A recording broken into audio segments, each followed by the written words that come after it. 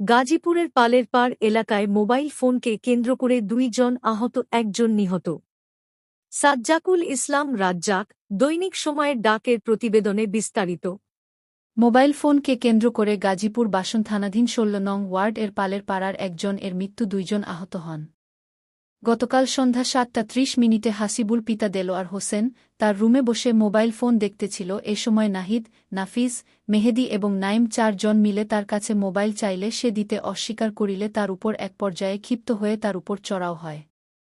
এক পর্যায়ে জয়লান আবেদিন উভয়কে চড়-থাপ্পড় মেরে ঘটনাটি মীমাংসা করে।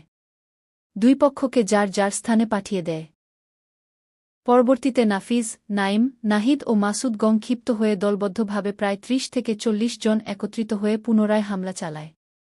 হামলার এক পর্যায়ে চান মিয়া নামে ঘটনাস্থলে নিহত হয় এবং হানিফ গুরুতর আহত হয়ে তাজউদ্দিন আহমেদ মেডিকেল কলেজ ভর্তি আছেন।